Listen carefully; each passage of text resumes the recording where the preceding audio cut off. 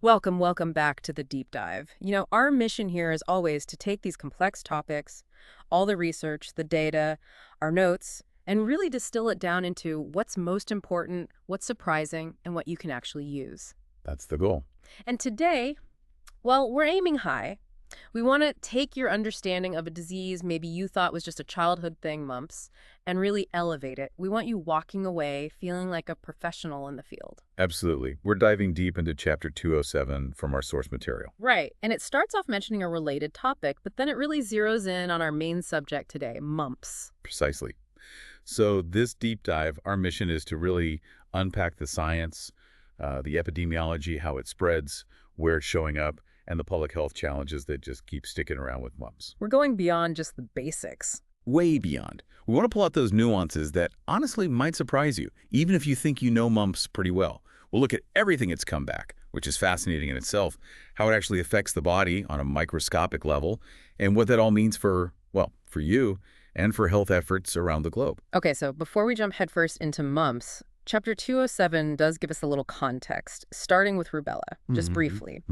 It points out that globally, there are these clear goals for controlling and even eliminating rubella. The Americas, Europe, the Western Pacific regions, they've made real strides. Yeah, big progress there. But then, and notes this contrast, the African and Eastern Mediterranean regions, they haven't set those specific rubella goals yet. It's just a point of comparison. A useful one, though. But like you said, our main focus, the star today, is mumps, a disease that's kind of made this unexpected comeback. Perplexing is a good word for it. So let's get into it. What's really going on with mumps? All right, let's start with the basics. Get everyone on the same page. Our source defines mumps as an acute, self-limited, systemic viral illness. Okay, let's break that down. Acute means sudden onset. Systemic means it affects the whole body, not just one spot. And self-limited. Right, that's key. It means it usually runs its course, without needing specific antiviral drugs. Doesn't mean it's pleasant, but the body typically handles it. Exactly. And the hallmark sign, the thing most people picture. Parotitis, that swelling of the salivary glands, especially the parotid glands right there below and in front of the ears, can be pretty painful, pretty noticeable. Definitely. And historically, in the U.S., before the vaccine. It was everywhere. They called it a universal childhood disease. It was almost like chickenpox or measles back then, just something kids got. A rite of passage, almost. Yeah, really. But then a massive change, a huge public health win, actually. The vaccine. Exactly. Routine vaccination comes in, and by the early 2000s, boom, mumps cases drop by more than 99%. Just incredible. A textbook example of vaccine success. It really was, but... And this is the big but, isn't it? This is why we're doing this deep dive now. Here comes a twist. Since about 2006, the U.S. has seen this undeniable increase in mumps cases. It's perplexing. And the kicker. The vast majority of these cases, the ones driving this increase, are happening in people who are fully vaccinated. Mind-blowing, right. It goes against everything you'd intuitively expect. Totally. So it forces this huge question for us. How is this happening? How can a disease we almost wiped out with a good vaccine be making a comeback, especially in the protected group? It really changes the game. It means we all, doctors, parents, everyone, need to have a higher index of suspicion now. If someone shows up with parotitis or maybe even some of the complications we'll talk about, you have to think mumps. Doesn't matter how old they are, if they got the shots, if they traveled.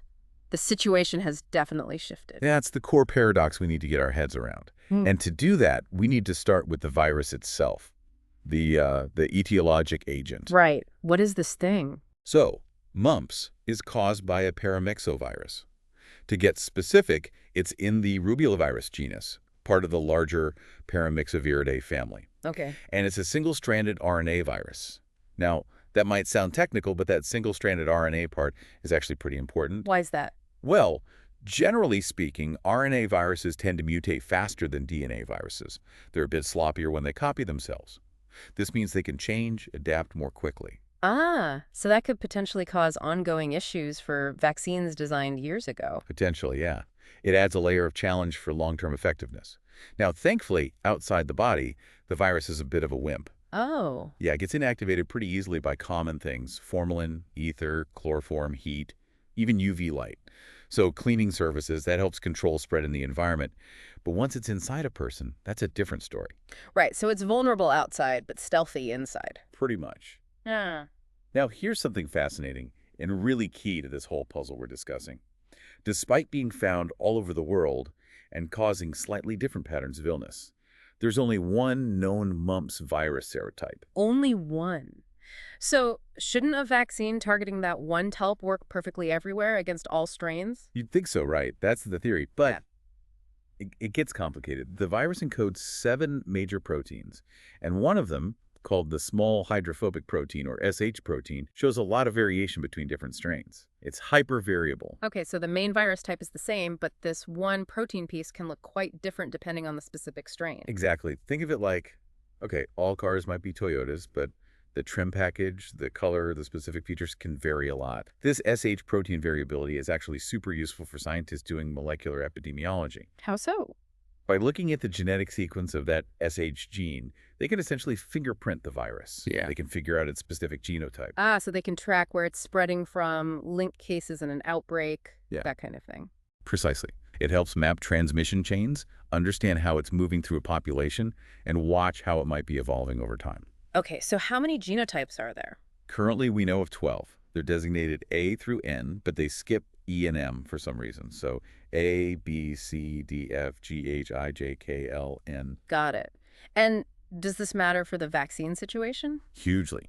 Let's look at the U.S. data. Between 2015 and 2017, during that big resurgence period, over 98% of the mumps viruses they genotyped in the U.S. were genotype G. Wow, almost all of them. Okay. Now, compare that to the vaccines. Most mumps vaccines used around the world are based on strains from genotype A, B, or N. And the U.S. vaccine? The one used in the U.S., the Gerald Lynn strain, which we've used since 1967, that's a genotype A strain. Ah, so the vaccine is genotype A, but what's been circulating recently is overwhelmingly genotype G. Exactly. That immediately sparks a critical question, doesn't it? Yeah. How well does our genotype A vaccine protect against the genotype G virus that's actually causing these outbreaks? It suggests a potential mismatch, or maybe less effective cross-protection. That could be a big piece of the puzzle. A very big piece. We'll definitely circle back to that. Yeah, that difference between the vaccine strain and the circulating wild strains, that really sets the stage for understanding the epidemiology now, doesn't it? It absolutely does. Okay, so let's zoom out a bit, talk about the global picture. Mumps is worldwide, right? And it's still endemic, meaning it's just consistently present in a lot of countries, even with vaccines. That's right. Where you don't have widespread vaccination, the baseline rate is pretty high, anywhere from 100 to 1,000 cases per 100,000 people each year. Wow. And in those places, you see these epidemic peaks, surges in cases happening every 2 to 5 years typically. But getting a precise global count is tricky, I imagine. Very tricky. The World Health Organization got reports of, on average, over 500,000 cases a year between 1999 and 2019. But the reality is likely much, much higher. Why the discrepancy? Simply because many countries just don't have routine, comprehensive data collection systems specifically for mumps. So we have blind spots. It's hard to know the true global burden. Understood. But where vaccination is implemented, it has made a difference. Oh, absolutely. A profound difference. As of 2018, 122 countries were using mumps vaccine routinely. And the impact. It's huge. Yeah. Countries with a standard 2-dose MMR schedule see a 97% to 99% reduction in mumps. Even with just one dose, you're looking at an 87% to 88% drop. That's undeniably a massive public health success. Immense, no question. Okay, but here we go again. The plot thickens. Because despite that success, you mentioned these large outbreaks since the mid-2000s, and the shocker was where they were happening. Exactly. They started popping up in countries with high 2-dose MMR coverage. Right. Places that thought they had mumps pretty much licked. That must have been baffling for public health folks. It absolutely was. And interestingly, these outbreaks were mostly happening in settings where people are in really close, frequent contact. University campuses are a classic example. Close-knit communities, maybe religious groups, even places like correctional facilities. Anywhere, the virus can easily jump from person to person if immunity isn't perfect. And the crucial point here, again... A majority of people getting sick in these outbreaks were fully vaccinated. Right. It just hammers home how complex this is. But you also said for perspective. Yes. Crucially, even with these outbreaks in vaccinated populations, the number of cases is still vastly higher in countries without routine vaccination.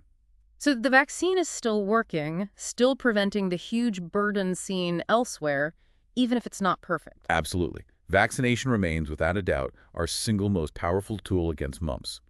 The current situation is a puzzle, yes, but it doesn't negate the overall benefit of the vaccine. Got it. That's important context. Okay, let's focus on the U.S. experience then. Right. So before 1967, pre-vaccine era, over 100,000 cases a year. Just a massive number. Then we bring in the vaccine. First, a one-dose policy in 77, then the two-dose recommendation in 89, and cases just plummeted. By the early 2000s, we were down to only about 300 cases a year on average. A true success story. Textbook. But, as we've established, since 2006, that clear, concerning uptick. You can see it in the data, like in Figure 207 told in our source. Definite peaks in certain years. Can you give an example of one of those peaks? Sure. The biggest recent surge was really between January 2016 and June 2017.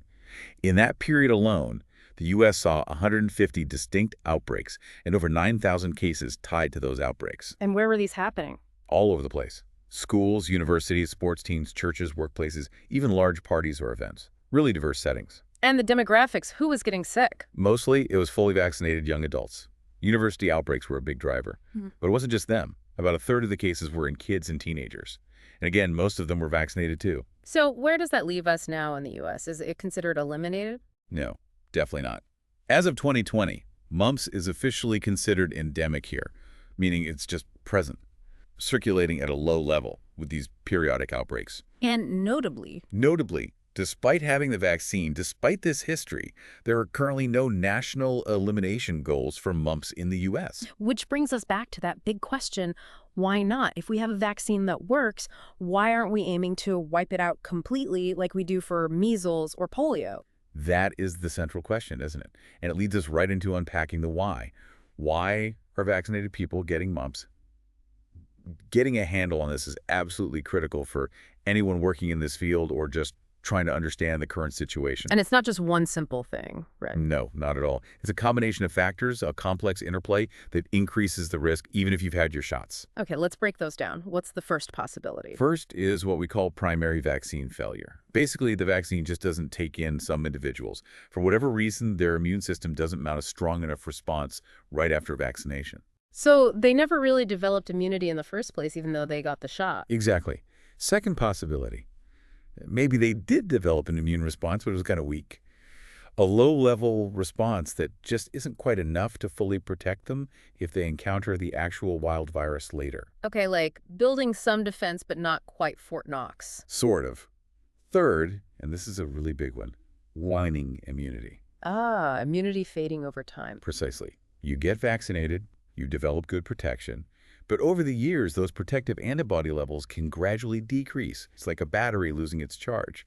So someone who was well protected as a kid might become susceptible again as a teenager or young adult. That seems like a major factor in these university outbreaks among young adults. It's definitely thought to be a key contributor. Fourth, and this connects right back to our genotype discussion. The vaccine strain versus the circulating strain. Yes.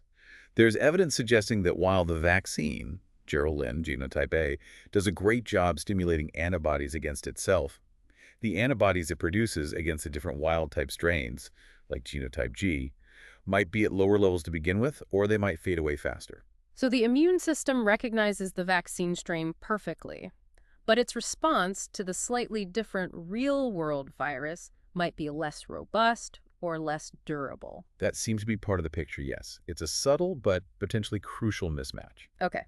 And there's one more factor. Yeah, and it's kind of ironic. It's a consequence of the vaccine's own success. How so? Before the vaccine, when mumps was everywhere, people were constantly getting exposed to the virus at low levels, often without even getting sick. These little exposures acted like natural booster shots, keeping immunity levels high in the population. So regular reminders for the immune system. Exactly. But when the vaccine drastically reduced the amount of virus circulating, those natural boosting opportunities disappeared for most people. So, paradoxically, by controlling the disease so well, we might have inadvertently removed a mechanism that helped maintain long-term immunity in the population. It's a contributing factor, yes. A double-edged sword of successful vaccination.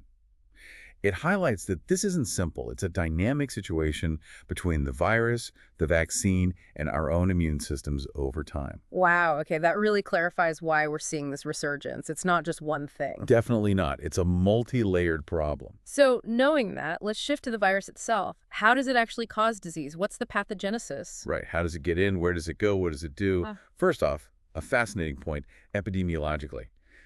Humans are the only known natural reservoir for the Mumps virus. Only humans. Why is that significant? Because it means if we could stop transmission between people effectively enough, we could theoretically eradicate it completely, unlike diseases that hide out in animals, which makes eradication much, much harder. Got it. So how does it spread between people? Primarily direct contact with respiratory droplets, coughs, sneezes, or saliva from someone who's infected. Standard respiratory virus stuff. Pretty much. Once you're exposed, the time until you might get sick, the incubation period averages about 16 to 18 days, but it can be anywhere from 12 to 25 days. So quite a range. And when is someone infectious? They're most infectious starting about 2 days before they show that classic parotitis swelling, and they stay infectious for up to 5 days after it starts. Ah, so they can spread it before they even know they're sick. Yes, that's a key challenge for control. And the virus can actually be found in saliva even earlier, maybe 7 days before symptoms, and hang around for up to 9 days after. Wow. And you mentioned other fluids? Yeah, interestingly, it's been isolated from urine and even seminal fluid up to 14 days after onset. But our source is careful to note we don't really know if transmission happens through those routes. The main route is definitely respiratory droplets and saliva. Okay, so it gets in, then what? Where does it go first? The first stop is likely replication in the lining of the nose or the upper respiratory tract. From there, it spreads to nearby lymph nodes. Got it. In the lymph nodes, it infects certain white blood cells called mononuclear cells. This is important because these infected cells then get into the bloodstream. That's called viremia virus in the blood, and it usually lasts 3 to 5 days. And that viremia allows it to travel everywhere. Exactly. That's how it disseminates throughout the body, reaching different organs and causing inflammation. Most famously, the salivary glands, causing parotitis, and in guys after puberty, the testes, causing orchitis. But it doesn't stop there. Nope. It can hit the kidneys. That's why you often find virus in the urine, viruria. It frequently goes to the central nervous system, CNS, the pancreas, the heart, ovaries, mammary glands, the fluid in the inner ear, even the fetus during pregnancy. It really gets around. What does it actually do in those tissues? Well, detailed pathology is a bit limited because, thankfully, mumps is rarely fatal. But from what we know, in the salivary glands, you see immune cells rushing in, inflammation around blood vessels, swelling, edema, even some bleeding. That explains the pain and swelling. It does, and the inflammation damages gland cells, which is why you see elevated levels of amylase, an enzyme made by those glands, in the blood and urine. Similar damage, cell death or necrosis, happens in the testes too. What about the brain, the CNS involvement? How does it get there? Probably through the bloodstream during that viremic phase. It might cross into the cerebrospinal fluid, CSF, via the choroid plexus, which makes the CSF, or maybe it hitches a ride inside those infected mononuclear cells. And once it's there, does it directly attack brain cells? Sometimes, yes. That's primary mumps encephalitis, and it's rare but serious. They have found the virus in brain tissue itself, but often the encephalitis seems to be more of an indirect effect. What do you mean? It might be what's called a para- or post-infectious process, meaning it's not the virus directly killing brain cells, but maybe the body's immune response to the virus that causes damage. You see inflammation around blood vessels and demyelination damage to the protective coating of nerves. It's like friendly fire from the immune system. Ah, so the immune system trying to clear the virus accidentally harms the brain tissue. In many cases, yes, that seems to be a common mechanism. And the hearing loss, how does that happen? That's thought to be from the virus infecting the fluid, the paralymphatic fluid inside the cochlea, the hearing part of the inner ear. It might get there from nearby lymph nodes or from the CSF.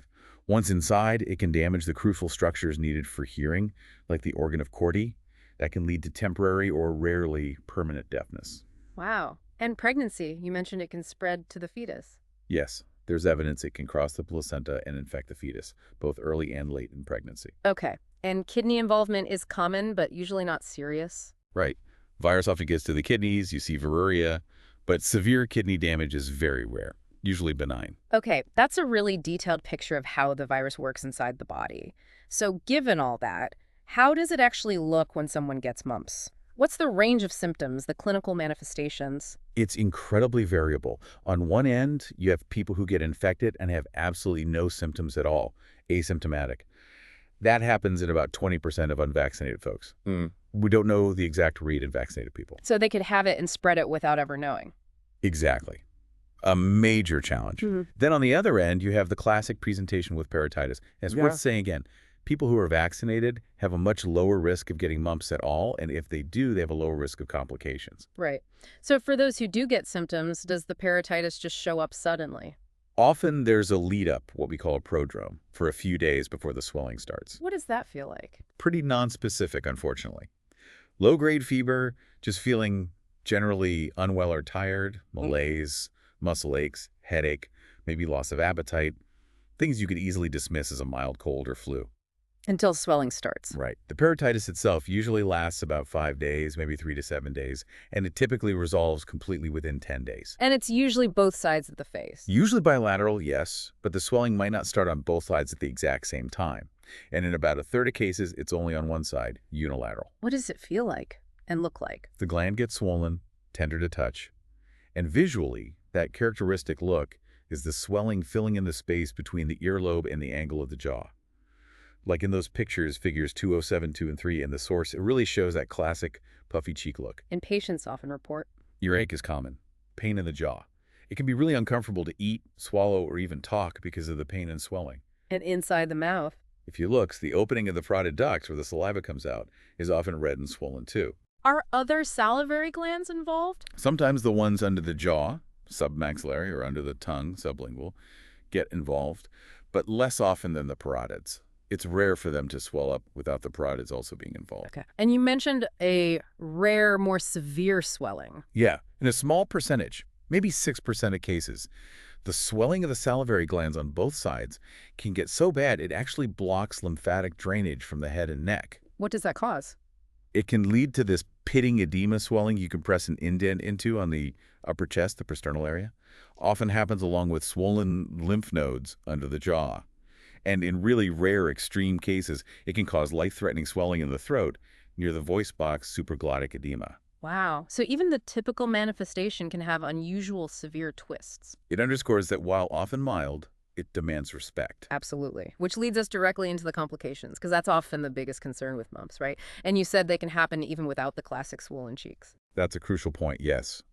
Complications can definitely occur without parotitis. And generally, they're more common in adults than kids and more common in males than females.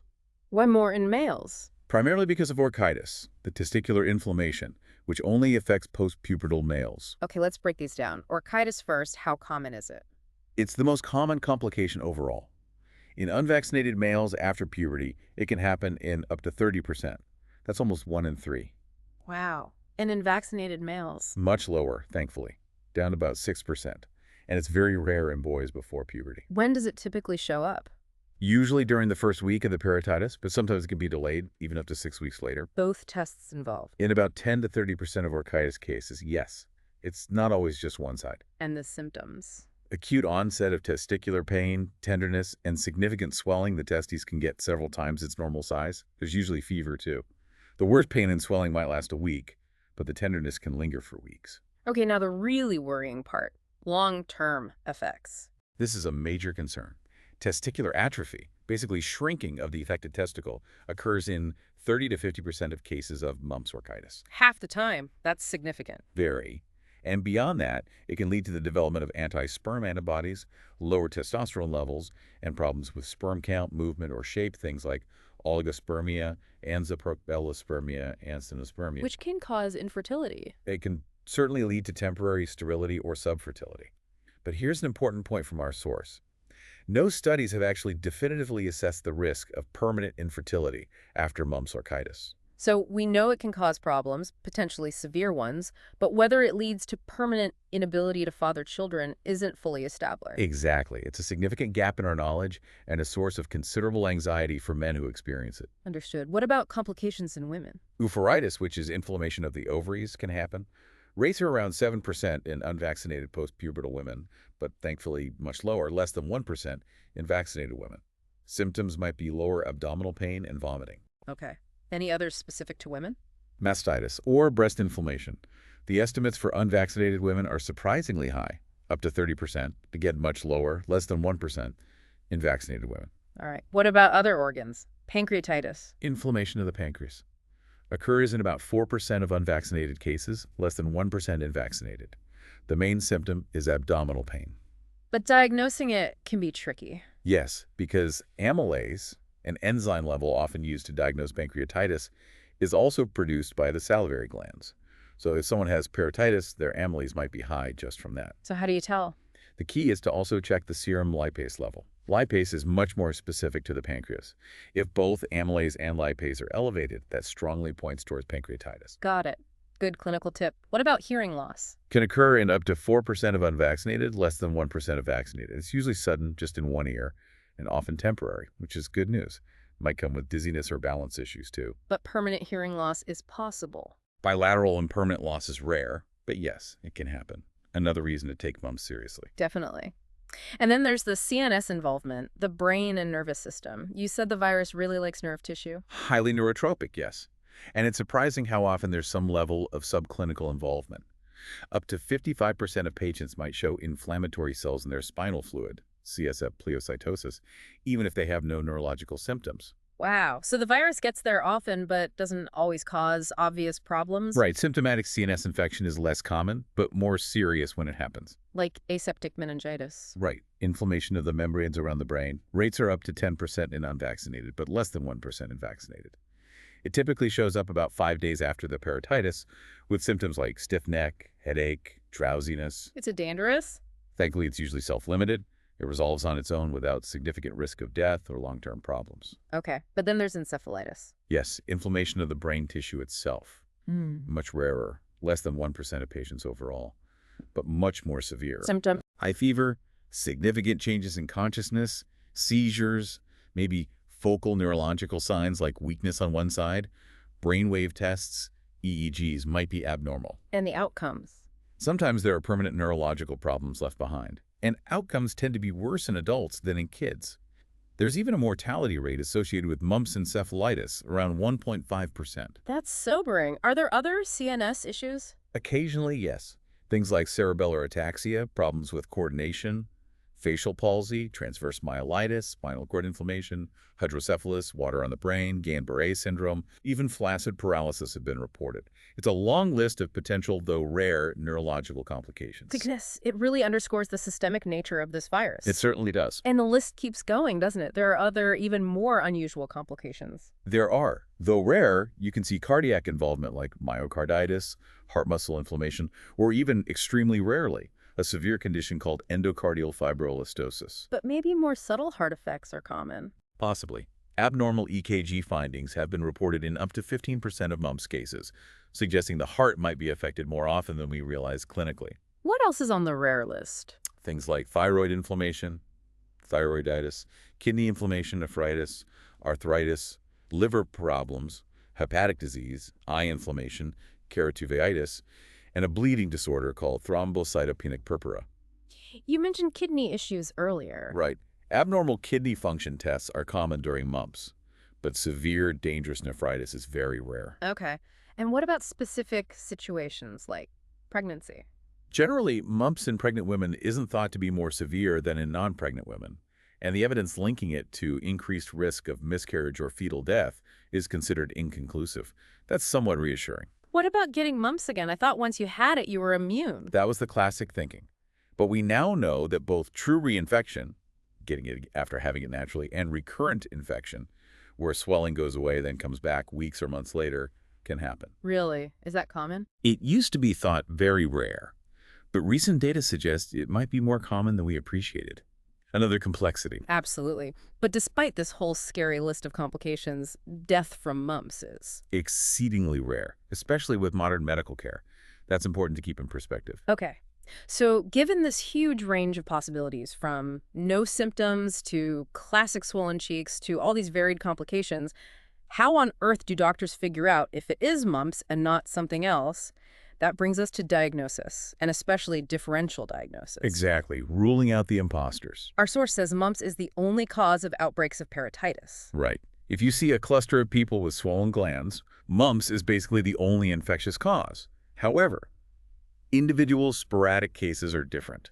An increase in those might sometimes be linked to other viruses, like influenza A, specifically the H3N2 subtype. So one person with swollen glands doesn't automatically equal mumps. What else could it be, infectiously? Quite a few things, actually. Other viruses, like parainfluenza, Epstein-Barr virus, which causes mono, herpes viruses, HHV6, HSV, Coxsackie virus, adenovirus, parvovirus B19, echovirus, LCMV, even HIV can sometimes cause parotitis. Wow, that's a long list. It is, which is why for those single cases, lab testing for these other things can be really important to rule out mumps or confirm an alternative diagnosis. And it's not just infections, right? There are non-infectious causes of parotid swelling, too. Correct. Things like inflammatory conditions, sarcoidosis, Sjogren's syndrome, metabolic issues like uremia from kidney failure or diabetes, even things like starch ingestion, malnutrition, cirrhosis, or reactions to certain medications can cause it. And if the swelling is just on one side, Then you also have to think about structural problems, a blocked duct,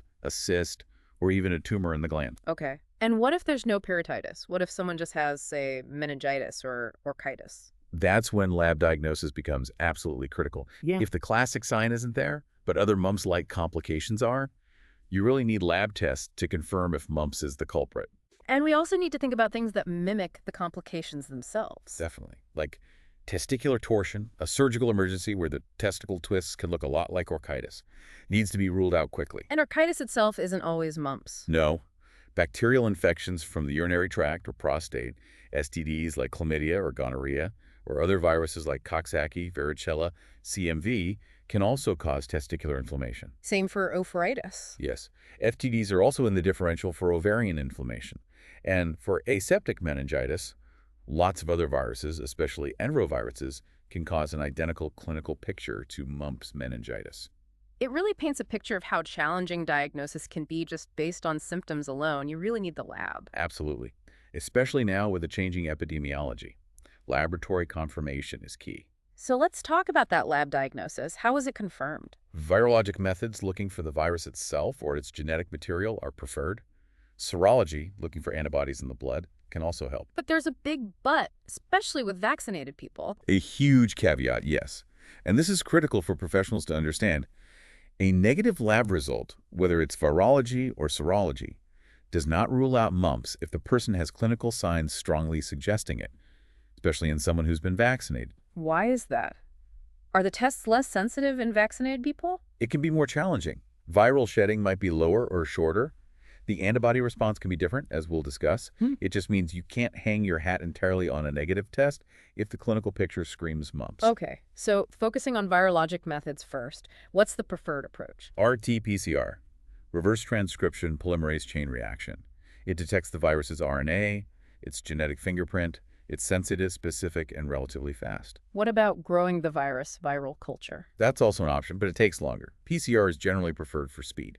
What kind of samples do you need? You can potentially find the virus or its RNA in blood, saliva, urine, or CSF. But the best specimen, the one most likely to yield a positive result. Saliva. Specifically, a buccal or oral swab, swabbing the inside of the cheek. Any tips for collecting that? Yes, a good practical tip from the source. Gently massage the parotid gland for about 30 seconds before taking the swab. That can help push more virus out into the saliva. Ah, good to know. When's the best time to collect it? Ideally, as close to when the parotitis started as possible. Viral shedding in saliva is highest within the first 5 days or so. What about urine? Interestingly, the chance of detecting virus in urine might actually increase for a bit longer, maybe up to 10 days after onset. But overall, the buccal swab is considered more likely to be positive at any given time point. Okay, that covers looking for the virus. What about serology, the antibody tests? Two main approaches here: detecting specific IgM antibodies, which usually indicate a recent infection, or showing a significant fourfold rise in IgG antibody levels between an early acute blood sample and a later convalescent one. Let's talk IgM first. Is it reliable? It depends. In someone who's never been vaccinated or infected before, IgM usually shows up within 5 days of symptoms, peaks in 2 to 3 weeks, then fades over months. So in that scenario, it's pretty helpful. But in vaccinated people? It's much trickier. The IgM response to a breakthrough mumps infection in a vaccinated person is often weak, delayed, transient, or just completely absent. So a negative IgM doesn't mean much in a vaccinated person? Not reliably, no. Collecting the sample maybe later, like more than 3 days after onset, might increase the chances of catching it, but it's still not guaranteed. Okay. What about IgG, looking for that fourfold rise? That's the gold standard for serologic confirmation of many infections. But it's also problematic for mumps diagnoses, especially acute diagnosis, Why? because someone who's been vaccinated or previously infected might already have high levels of IgG antibodies right when they get sick with a new infection. So when you compare their acute sample to a convalescent sample taken weeks later, you might not see that required fourfold jump, even if they truly have a new mumps infection.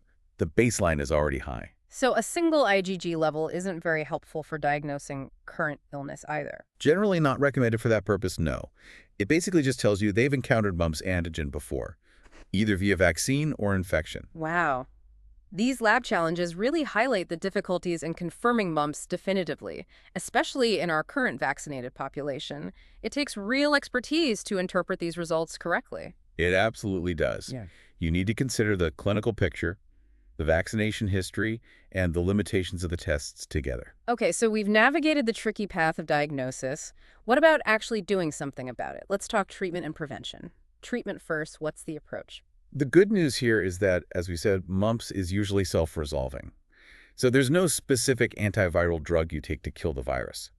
Treatment is really focused on supportive care, managing the symptoms. Making the person comfortable while their body fights it off. Exactly. For the parotitis, simple things work best. Pain relievers like acetaminophen or ibuprofen, applying warm or cold compresses to the swollen areas, whichever feels better. And for orchitis, which sounds incredibly painful. Similar supportive approach. Cold compresses locally on the scrotum. Gentle scrotal support, like an athletic supporter, can help. For really severe pain, sometimes anesthetic nerve blocks are considered. What about things that don't work? People might think about steroids. Right, important point. Glucocorticoids, or steroids, have not been proven to help with severe orchitis. Neither has surgically cutting the outer layer of the testicle, the tunica albuginea. Those aren't recommended. And what about immune globulin? If someone's exposed, can they get a shot of antibodies to prevent illness? No. Mumps immune globulin is not recommended either for trying to prevent mumps after exposure, post-exposure prophylaxis, or for treating someone who already has it. So treatment is really about symptom relief and letting the illness run its course. That's the essence of it. Which makes prevention even more critical. And that brings us squarely back to vaccination. The cornerstone of control, absolutely. The mumps vaccine is usually given as part of a combo shot. MMR. Right. Measles, mumps, rubella, or sometimes MMRV, which adds varicella, chickenpox. And these are live vaccines. Yes, all the currently available mumps vaccines are live attenuated vaccines. They use a weakened form of the virus to stimulate immunity without causing disease. We talked about the Geraldine strain being the one used in the U.S. since the beginning. Are there others used elsewhere? Historically, yes. Strains like RIT 4385, Rabi AM9, Rubini, Leningrad 3, Leningrad Zagreb have been used in various vaccines globally. Though the Urabi and Rubini strains aren't used anymore, Urabi had some safety concerns associated with it. But in the U.S., it's just Geraldine. Only Geraldine genotype A since 1967. Okay, let's recap the U.S. schedule again because it's evolved slightly. Standard childhood doses. First dose of MMR at 12 to 15 months, second dose at 4 to 6 years, usually before starting school. And what considered fully vaccinated or adequately protected? For school kids, K-12, and adults considered high-risk healthcare workers, international travelers, college students, adequate protection is defined as 2 doses. For younger preschool kids and adults not in those high-risk groups, 1 dose is technically considered adequate baseline protection. But things change during an outbreak. Yes. Public health might recommend bringing that second dose forward for kids aged 1 to 4, or giving a second dose to adults who've only had 1. And then there's the third dose. Right. This came about in 2017. Why? Because we were seeing more cases in people who had received 2 doses. And studies started showing that a third dose could offer additional protection, at least individually, during an outbreak situation. So who gets this third dose? Is it for everyone now? No, absolutely not. This is critical. The third dose is only recommended during outbreaks and only for specific groups identified by public health authorities as being at increased risk in that particular outbreak. It's a targeted tactical measure. Not a routine recommendation for the general public. Correct. There is no routine recommendation for a third dose. And we don't even know how long the protection from that third dose lasts. It might be fairly short term, maybe less than a year. Okay, super important distinction. It's an outbreak control tool, not a new standard schedule. So let's talk effectiveness again. We know 2 doses are pretty good, but not perfect. What are the numbers again? For the Gerald strain vaccine, 1 dose is about 80% effective, though the range in studies is wide, 49–92%. 2 doses bumps that up to about 88% effective, again with a wide range reported, 32–95%. And the key comparison? The mumps component just isn't quite as effective as the measles or rubella parts of the MMR vaccine. Measles is 97% effective with 2 doses, rubella 97% with just 1. And that difference really helps explain why mumps is the one seeing these breakthrough outbreaks. It's definitely a major factor. That slightly lower effectiveness threshold means more people remain susceptible even after 2 doses compared to measles or rubella. What about the effectiveness of that 3rd dose during an outbreak? The added protection compared to someone with 2 doses is estimated around 78%, again with a range 61–88%. So it does seem to provide a significant boost when transmission is high. Okay. Now, connecting back to immunity. Most people make antibodies after the vaccine, but they can fade. Yes. Most people seroconvert, meaning they develop detectable antibodies. But those antibody levels can decline, sometimes relatively quickly after vaccination. And the crucial nuance about antibodies against different strains. Right. The antibodies generated by the vaccine might be lower or fade faster when it comes to neutralizing the wild-type strains that are actually circulating compared to how well they neutralize the vaccine strain itself. The genotype A versus genotype G issue again. Exactly. Oh. It's like the immune system has a great memory for the vaccine virus it saw, but the memory for slightly different wild viruses might be less potent or less durable. But there's some good news about long-term memory. Yes. Even if antibody levels in the blood drop, most young adults who got 2 doses as kids seem to still have memory B cells for mumps. These cells are like a backup defense system, ready to ramp up antibody production quickly if they encounter the virus again. So some level of immune memory likely persists. That's somewhat reassuring. Okay, let's wrap up prevention by talking safety and this idea of an immune correlative protection. How safe are the vaccines? Generally, very safe. Millions and millions of doses given safely. We mentioned the older Urabe and Leningrad Zagreb strains had a slightly higher risk of causing temporary aseptic meningitis, which is why they aren't used in many places anymore, including the U.S. And the MMRV, the combined one with chickenpox. There's that slightly increased risk of febrile seizures in the 12 to 23-month-old group after the first dose, compared to giving MMR and varicella separately. But that risk isn't seen in the older 4 to 6-year-old group getting their 2nd dose. Okay. Now, this immune correlative protection, what does that mean and why is it important for mumps? This is a really critical concept. For many vaccines, scientists can identify a specific level of antibodies in the blood that strongly correlates with protection against disease.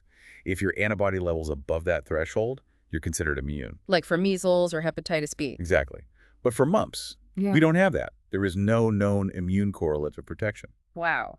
So doing a blood test for mumps IgG antibodies doesn't actually tell you if you're protected. Correct. A positive IgG test only proves you've been exposed before, either through vaccine or infection. It cannot predict whether you're actually immune to getting sick if you're exposed again. This is a huge difference from many other vaccine-preventable diseases. What's the practical implication of that? It means you shouldn't use IgG tests to decide if someone, say a close contact of a case, is immune.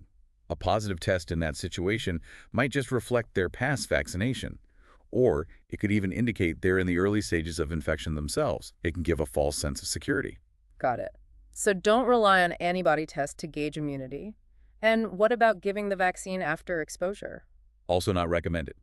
MMR vaccine hasn't been shown to prevent illness or make it less severe if given after someone has already been infected. It doesn't work for post-exposure prophylaxis for mumps. So what should close contacts do? The recommendation is careful self-monitoring. Watch closely for any symptoms of mumps, fever, headache, muscle aches, and especially gland swelling for 25 days after their last potential exposure. Okay. That really underscores the unique challenges mumps presents, even with a vaccine. It really does. It requires a nuanced understanding. So, wrapping this all up, what does this deep dive really tell us? Mumps is clearly not just some forgotten childhood illness. Not at all. It's a complex, ongoing public health issue, making a comeback even in places with high vaccination rates. And the reasons are multifaceted things like waning immunity over time, and this potential mismatch between the vaccine strain and the viruses actually circulating. Grasping those nuances is key. Absolutely. We went from its surprising resurgence through how it actually works in the body, the complications, the diagnostic hurdles, and the prevention challenges. It really shows that even diseases we thought we had under control need constant vigilance and a deep understanding. And the big takeaway on vaccination. It's that being vaccinated doesn't mean 100% guaranteed immunity for life against all strains, but, and this is crucial, it dramatically reduces your risk of getting mumps in the first place and significantly reduces your risk of severe illness and complications if you do get a breakthrough infection. Yeah. That's still incredibly valuable. It also highlights this constant dance between viruses evolving and our vaccine strategies needing to adapt, doesn't it? This continuous dynamic, yes. Well, this has been a truly comprehensive deep dive. Hopefully for you listening, the next time mumps comes up, you'll feel you have that professional level understanding. It's definitely more than just a swollen cheek. Indeed. So a final thought to leave everyone with. Given everything we've discussed, the waning immunity, the virus's variability, the lack of a simple test for immunity, what might the future hold for mumps prevention? Could we see new vaccine strains developed? Or maybe even more tailored vaccination approaches down the line to tackle this persistent virus? Something to ponder.